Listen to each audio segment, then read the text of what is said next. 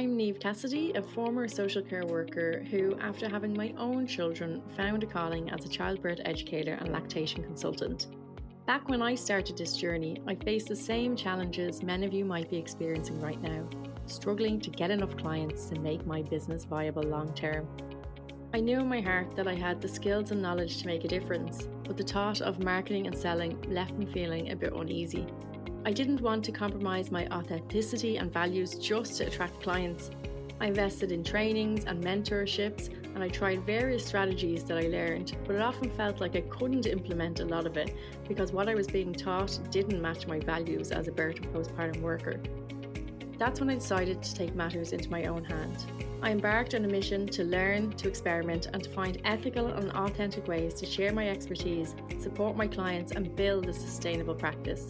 Today, I'm proud to say that I run a thriving private practice, and I'm here to share my insights with all of you to help you to do the same. Join me on this journey as I help you bridge the gap between your passion for supporting new parents and the success you deserve. Together, we'll discover the power of ethical, authentic, and effective approaches, not only to make a living, but also to make a positive impact in the world of birth and postnatal care. Let's get started on this empowering journey together. Today, I am very excited to be joined by Christine Staricka, who is a registered international board certified lactation consultant and a childbirth educator. Christine created and developed the first 100 Hours Masterclass, a comprehensive course in optimizing early lactation, which she has taught to hundreds of people working with postpartum families. She now has over 22 years' experience providing clinical lactation care, and she has been facilitator of Baby Cafe Bakersfield since 2014. Christine is also the host of the Evolve Lactation Community, of which I am a proud member. It is a membership and coaching program for aspiring and new lactation consultants. She also hosts the Lactation Training Lab podcast, so definitely give that one a listen. In addition to all of this, Christine has so much experience as a speaker, and she is also a faculty member of the Gold Lactation Academy. So I am super excited to talk to Christine today about getting seen as a speaker, how to get booked as a speaker, and everything got to do with speaking in our area of expertise. So let's get to it. Hello, Christine. I am so happy to have you with us today for this podcast. We are going to talk about being a speaker or getting noticed as a speaker because so many birth and postpartum professionals are really interested in talking on stage or at events, but it can be tricky to know kind of where to start. And I know you've done a lot of speaking yourself and are also around on the other side of it in arranging speakers. How did you get interested in it and what happened? Well, hi, Niamh. Thanks for having me. I love this topic. It's fun to think about things from different angles. And mainly the way that things started off for me was that I was already teaching locally. A colleague and I were teaching a 45-hour lactation educator training. So we were used to standing in front of a room full of, 20 or so people and teaching about lactation.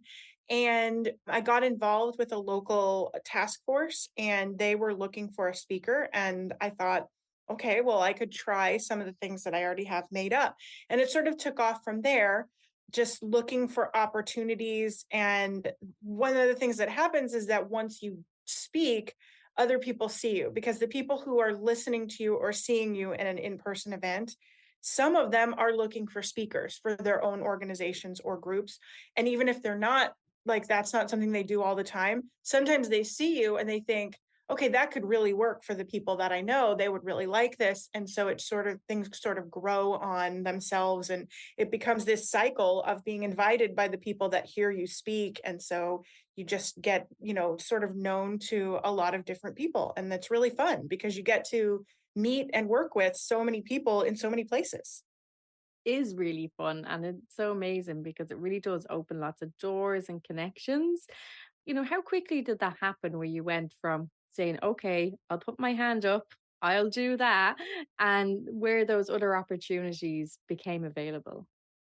Well, like every story I think that we tell nowadays in 2023, there's always going to be an asterisk for the 2020 part of it. So, I started speaking in front of audiences before the pandemic and I was doing a few per year. And when I say a few, I mean maybe 2 or 3. I kept getting invited to speak during World Breastfeeding Week, for instance. So I did a lot of August speaking, 'cause, August is when World Breastfeeding Week and National Breastfeeding Month happen here in the States.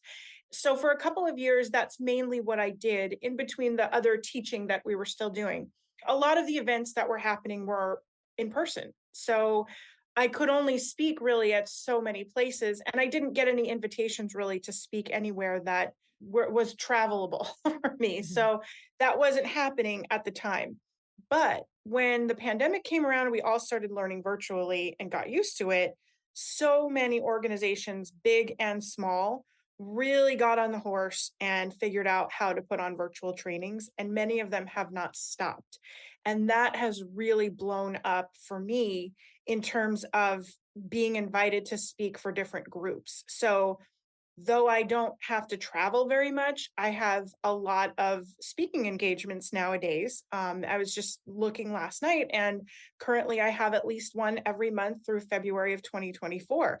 It feels like it's been that way for almost 2 years. I pretty much am speaking once a month somewhere, mostly virtually, but occasionally in person. So I would say that overall, it probably took 6 or 7 years for me, but I don't think it would take someone who is starting out today as long because there are so many more virtual opportunities now. That has really changed the world in how we learn and in Mm, those different opportunities that are available. Even being able to record this podcast across the yes. Atlantic, there's so many more opportunities available to us. And when you were getting started, Christine, did it feel exciting or nerve wracking when you were standing up on those stages? How was that for you?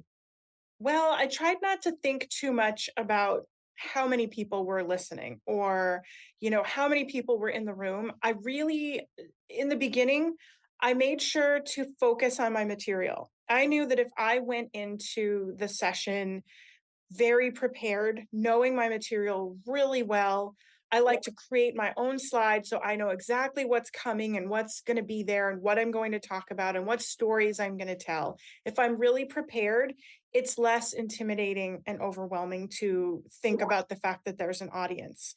And I do the same thing today. I feel like my process of preparing myself so that I don't get thrown off by anything that happens, with a lot of virtual things, sometimes there's a technological glitch or something gets held up and things like that. So just knowing how to kind of roll with it. And, even in person, those things happen. Sometimes something happens in the room within the audience, or, there's an interruption, and you really want to be prepared to stay on task for yourself and really just knowing your material well enough to be able to navigate around any of those obstacles or challenges that come up and feeling like you're having a conversation with the audience.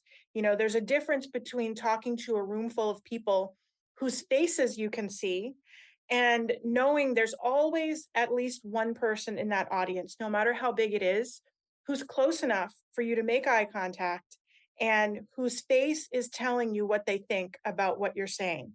So you find that person whose head is nodding, even if they don't know it, or whose head is shaking back and forth Mhm. and thinking, I don't believe this person. I don't believe what she's saying to me. You have to look for those kinds of reactions.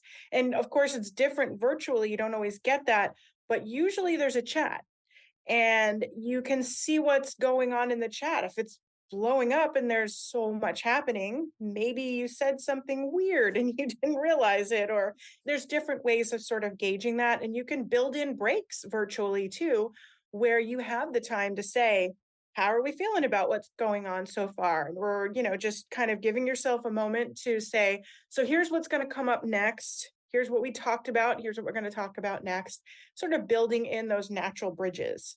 And that's really, really helpful as well. And I loved your tip about kind of focusing on someone in the audience and also about being prepared so that we are Mm. doing a speaking gig. If you know what you're talking about, it's going to be a whole lot easier. And because so many birth and postpartum workers know a lot about a lot of things, so are very passionate and have lots of knowledge about topics that they would really love to speak about and be able to bring their voice to more people. What are some tips to help them kind of go from I have lots to say to having people listen to what they have to say? That's a great question. And it sort of piggybacks on what you just said, because when you start to market yourself as a speaker, you don't necessarily want to just put out a list of these are the things I would like to talk about. You need to have done some background work on researching those topics and coming up with an angle that's a little bit unique. Why would I want to hire you to speak about this topic when all you've given me is a very simple title like sore nipples and what to do about them? We want things to have some sort of unique perspective. Maybe your perspective is unique because of your background.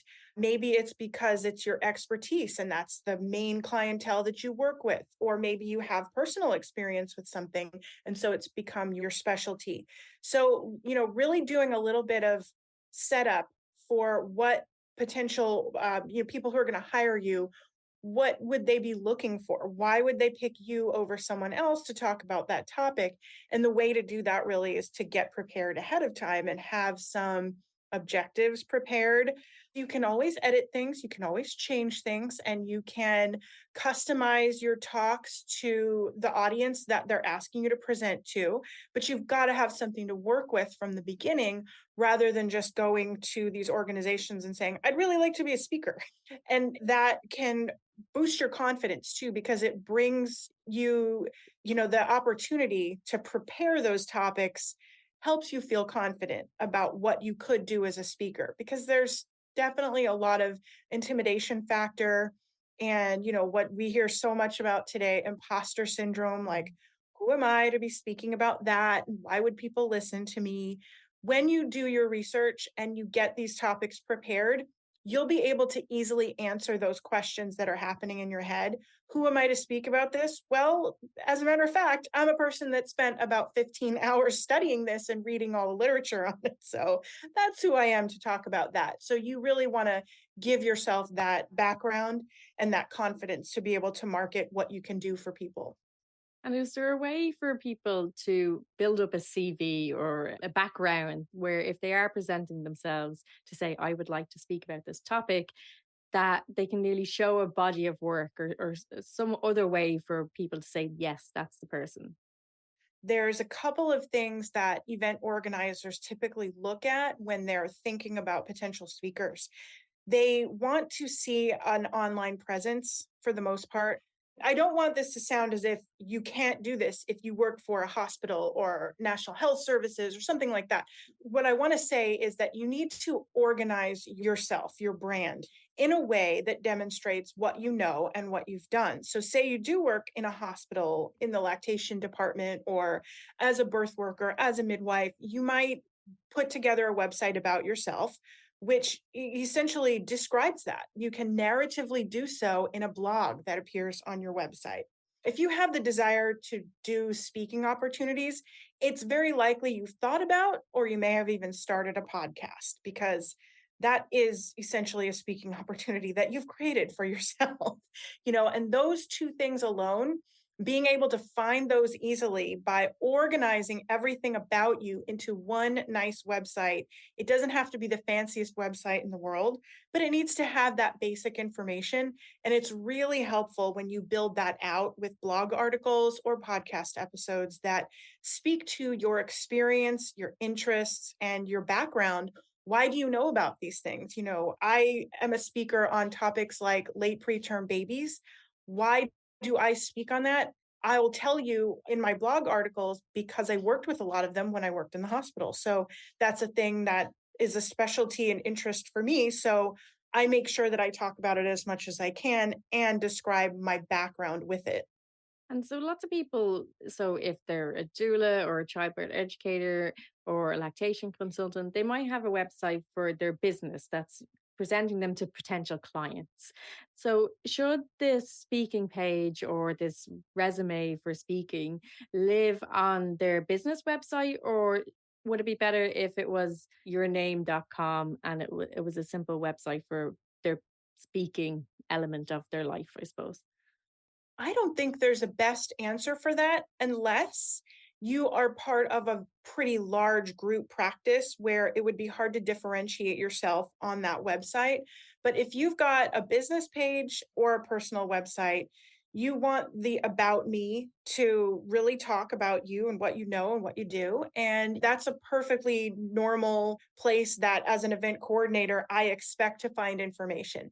Many people's personal brand is very visible on their about me page. Some people also build out a speaking page where they have, for instance, some examples of talks that they've done before, who they've spoken to, and what they have available at the time, maybe some contact information so somebody could get in touch if they were thinking of hiring them for an event. That's really good tips and kind of how to frame and put together information so that if someone is either looking for a speaker or if someone is pitching themselves as a speaker, that the person who is essentially gatekeeping that can find out information that they might need to know. Is there any don'ts? If someone is kind of putting themselves forward and saying, I'd love to speak for your organization on this topic, is there anything not to do? I don't know. That's a tough question. I'm racking my brains here. We all in our work, in birth work, lactation work, we have our personal practice philosophy. And that sort of goes around our values and what's important to us, what's our purpose. And we spend time considering how we will deal with ethical issues and things such as that. So I think that one of the things that becomes hard is when individuals ally themselves with companies which are marketing products to families and to parents, because many organizations that would like to hire you to speak about birth or lactation are going to be looking at your potential conflicts of interest. They are not going to hire you if you are financially aligned with companies which manufacture or market products to families, because it simply introduces a potential conflict of interest and it's not worth it to them. They can lose audience simply by hiring you as a speaker. So it's important to think about those things. And if that's something that's already been part of your experience, you might think about that in terms of how that would set you up to be a speaker and what potential you would have as a speaker if you already have those alignments. But if you are kind of just starting out and you are not aligned with anybody, you're set up to make sure that you remain yourself, a free agent, an individual. You are you, and you abide by your values, and you're not swayed by any potential conflicts of interest.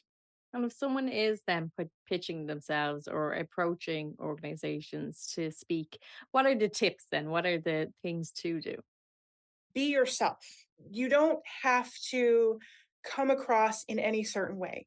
You don't have to fit into any mold of what you think a speaker should be. And it's okay to be really clear about your level of experience. If you are just starting out with speaking and parts of the preparation are intimidating to you, you've never maybe filled out a form where you had to submit references or objectives or abstracts or anything like that, say it. Let them know. I really don't know how to do that because I've never done it before. Is there someone at your organization who could help me with this part? I know I can speak on the topic, but maybe I don't have this piece of it yet. The only way to learn is to ask for help and make sure that somebody is willing to help you. And honestly, if the organization is not willing to help you do things like that, do you really want to work with them? It's really a process that takes time to get used to doing it. So ask for any kind of help you need. Remember that you don't have to dress a certain way. You don't have to wear your hair a certain way. You don't have to speak a certain way. You should approach speaking to an audience professionally the same way that you approach speaking to any one individual client. If the reason your clients hire you is because you talk like them, then talk like them to your professional peers so that they understand that we all are different and unique and special for the reasons that we are, for everything that we brought with us to the work that we do. I think that's really lovely because a lot of people can get hung up on either how they speak or their appearance or lack of having done it before. And to be able to say, well, that's okay. We all have to start somewhere. And also, it's okay to be yourself, to present the person who you actually are. Just like I always talk to people about doing that with their clients and their social media. It's about being who you are because the people who want to work with you will still want to work with you. Yes, for sure. And that goes for everything. It goes for accents, or maybe feeling as if you don't speak a language as clearly or fluently as you would like to. It's really not about that. It's not about picking out little pieces of what you do and the way you do it. It's about showing why your personality makes you a good fit for being able to educate about a certain topic. And you're going to come across differently to your professional peers than you do to your clients. However, part of what you're teaching your professional peers is how you are having success with your clients because of who you are. We are not all the same, and sometimes we all need a reminder of that. Absolutely. And I know I struggled even with starting the podcast with accents and with how fast I talk. And I do try and keep it slower because otherwise it can come out very mumbly and people won't understand what I say. But I have got much more confident in speaking more like me and less like what I thought I should speak like on a podcast. And I've recorded a lot this week. Listening back to them, I'm still a bit like, ooh, like the turn of phrase that we might use in Ireland can be different to what might be used elsewhere. And sometimes I'm thinking, oh, maybe I should edit that out. People might not understand it. But at the same time, then I'm saying, no, let's leave it in because that's how I speak and people can get to know Irish tonality and how we speak. So I think it's really important to come on that journey where you're feeling comfortable in that way. Yeah, for sure. All those differences that we each have, they tend to trip us up in the beginning when we're starting out with something. Like you said, if you're a young, newer speaker, you're thinking about all those things as being potential flaws, but later you will come to appreciate them as the features of you as a speaker, that you speak the language of the people who are around you. Sometimes that means the language of social media. Maybe you are a TikToker and you know everything about how people speak and how people communicate on TikTok. That's something that simply by being able to present in your own way, you might be teaching your professional peers. We all need to do a bit more of being ourselves. So when people again maybe are looking at getting speaking opportunities, who do they find? Who do they contact? How does this happen? Feeling stuck in your birth work business, posting nonstop, answering DMs, juggling admin, but still not getting the clients you want? It doesn't have to be this way. I've put together the Birth Workers Business Playbook, a free guide with 3 simple systems to help you get visible without spending all day online, book clients with ease, no more ghosting, streamline your admin so you can focus on what you do best. These are the exact systems I wish I had when I started, and now they're yours, totally free. Download the Birth Workers Business Playbook now and start growing your business with ease. Head to the show notes to get your link for your free copy. This is kind of the same thing that I answer. It's funny when people ask about how do they find a mentor to become a lactation consultant, or, to find a mentor for midwifery training and things like that. You want to connect to the people who are already doing the work, right? So, depending on where you are, you're going to have local, regional, state, national kinds of organizations and associations. So, if you're a doula who would like to do some trainings or teaching, you might contact your local doula association. And by local, that could be hyper local, like all the doulas that live in your county, or it could be all the doulas who work in your state or region. Just think about those organizations where the people you want to speak to are meeting up. Make your connections there, be part of all of the professional associations that you possibly can, participate in them, volunteer in them, get yourself known, make sure that people know that you are willing to work in this field, and that, as you are looking to speak, speaking is one of the ways that you would like to be giving back. And those are great ways. And then one thing we haven't talked about yet is abstracts. When bigger conferences or events, symposia, workshops are looking for speakers, sometimes they're putting out a call for abstracts where they will announce, we are seeking speakers for this.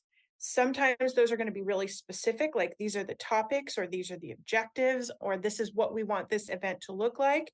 And they're going to put out this call where you can fill out a form and say, here's what I would speak on. And you would be able to present that information to them. So you can search for those kinds of things on Google, but you would know what events are out there within your particular specialty. Thinking about those bigger events where there's multiple speakers, many times they're putting out a call for abstracts so that you can submit. And again, if you are intimidated by the form or the process that they put out to you that you're supposed to fill out or submit, and you're like, I don't know if I can do all that, but I really would like to speak there, get in touch so that they can walk you through the process, so that that's not the piece that holds you back. That shouldn't hold you back. If you have something to say and you have a way to say it and you have a unique perspective, they need you. So they need to be helping you so that you can be part of making their event really special. I know people listening are going to be going, wow, I really didn't know that I could ask for help, that I could say, I'm not sure how to do this, because they would fear that they would come across a certain way, or they were inexperienced, or whatever it might be. But your point was so important to say, well, these events need people. They need people to speak. And if you have something really interesting to say, then maybe they need you. Absolutely. I mean, I've worked as an event organizer for multiple organizations at different levels, different sizes of events. And that's what we need. We need people to make these events really work. And we don't want to constantly rehire the same speakers over and over, because our attendees don't want to hear the same speakers over and over. They want to hear new and interesting and unique perspectives. And a lot of times in today's world, people want to see people who look like them. If they want to come to a conference, they want the people on the stage to seem familiar to them or to represent them. So there's so much opportunity for people to be reaching up for this kind of help when it comes to wanting to speak and getting help with it. Anybody who's newer, anybody who's, fresher in the industry, is going to seem more interesting to potential organizers, simply because it provides a way to attract new attendees to the events, because they're bringing in those new perspectives. It's a really important part of planning and making good events that people want to attend. I think that's a really important point, that you're bringing something to the table as well if you're putting yourself forward as a speaker, because a lot of people will just be thinking that they're asking, can they, rather than that they're bringing something.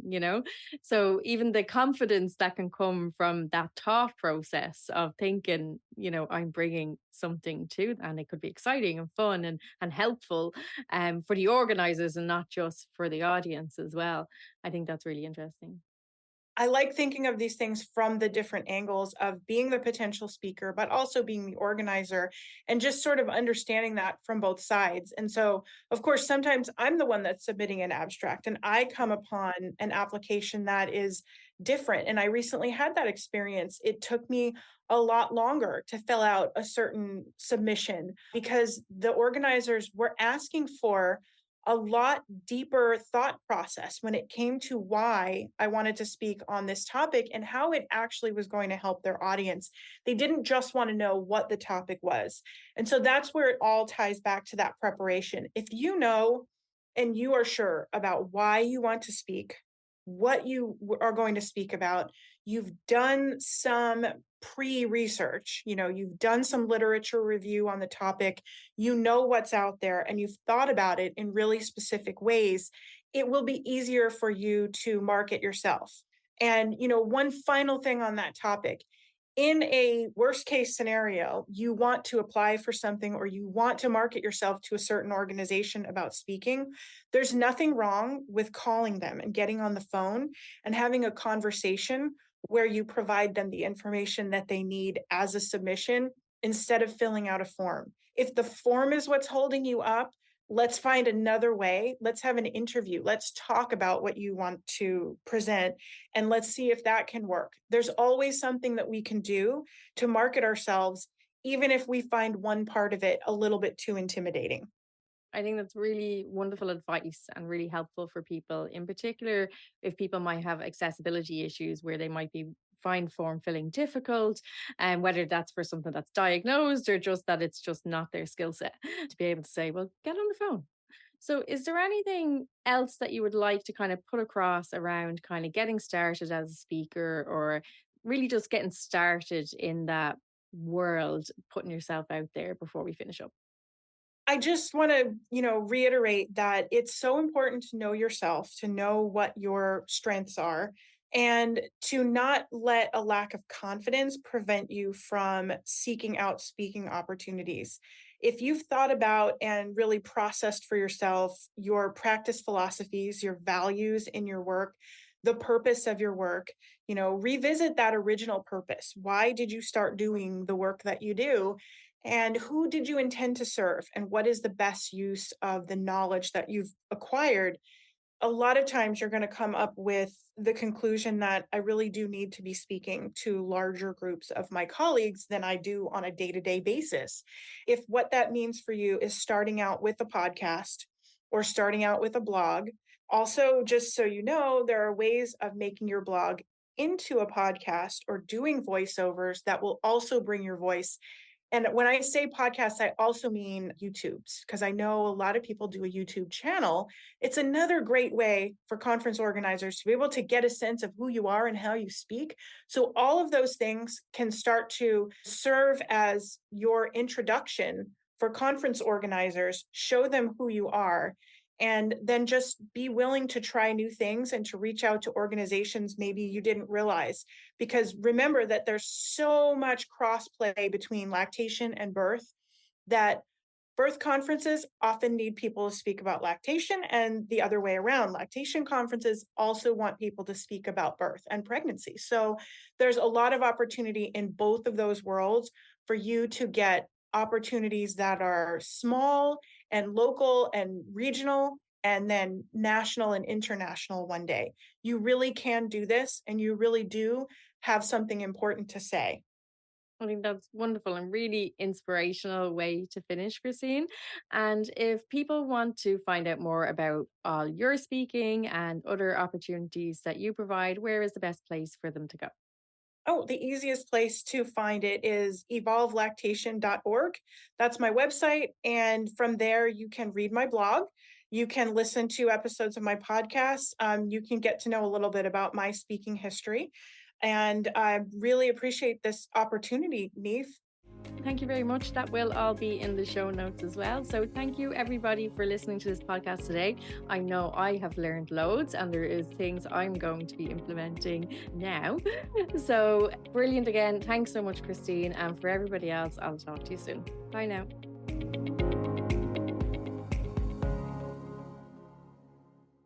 Don't forget to download your totally free copy of the Birth Workers Business Playbook, now available for a limited time only. So check out the show notes to get your link and get your copy.